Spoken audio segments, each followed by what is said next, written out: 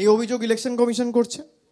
এবার election commission একটা notification issue করেছিল আজ থেকে ঠিক 3 মাস আগে, অগস্ট মাসের 2 তারিখে, যেখানে বিএলওদের পারিশ্রমিক যেটা 6,000 টাকাটা বাড়িয়ে 12,000 টাকা করেছিল। এই টাকাটা ইলেকশন কমিশন দেবে না, যদিও ইলেকশন কমিশন এখানে সিইও অফিসের জন্য 15 লক্ষ টাকা দেবে, কিন্তু বিএলওদের পারিশ্রমিকের জন্য আলাদা করে টাকা দেবে না, রাজ্যর ঘাড়ে চাপিয়ে দিচ্ছে।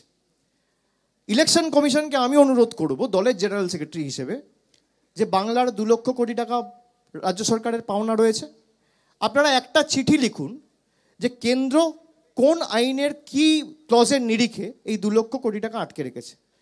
এর মধ্যে যদি 50% টাকা, আমি 100% বলছি না, 50% টাকা অর্থাৎ 2 লক্ষ কোটি টাকা আজকে প্রাপ্য, 1 লক্ষ কোটি টাকা যদি কেন্দ্র সরকার ছাড়ে, যেখানে ইলেকশন কমিশন অর্ডার করে বিএলওদের পারিশ্রমিক করেছে 12,000, তৃণমূলের সরকার 60,000 টাকা দেবে। টাকাটা তো আটকে রেখেছে কেন্দ্র। আপনি কেন্দ্র সরকারকে লিখুন না, আরে গরিব মানুষের আপনি 5,000, 7,000, 100 দিনের টাকা দিচ্ছেন না, আপনি বলছেন বিএলওদের পারিশ্রমিক। এই টাকা যদি কেউ আটকে রাখে সে তো কেন্দ্র সরকার। কি প্রতিকূলতার মধ্যে দিয়ে সরকার চলছে। এই 2 লক্ষ কোটি টাকা যেটা বাংলার পাওনা, এ তো বিজেপির নেতাদের পৈতৃক সম্পত্তি না, মানুষের টাকা। আপনি 50% টাকা ছাড়ুন, নির্বাচন কমিশন যেখানে 12,000 টাকা দেওয়ার কথা ঘোষণা করেছে, তৃণমূলের সরকার 60,000 টাকা দেবে, 60,000 প্রতি বিএলওকে। নির্বাচন কমিশনের ক্ষমতা আছে। আমি তথ্য দিচ্ছি আপনাকে, আপনি আমাকে যদি তথ্য চান আমি তথ্য দিয়ে দেবো, কোন স্কিমে কত টাকা বাকি রয়েছে, কোন অর্থবর্ষে কত টাকা বাকি রয়েছে। আমি মিডিয়ার সাথে শেয়ার করে দেবো, সামাজিক মাধ্যমে একটা টুইট বা ফেসবুকেও পোস্ট করে দেবো, আপনারা দেখতে পাবেন।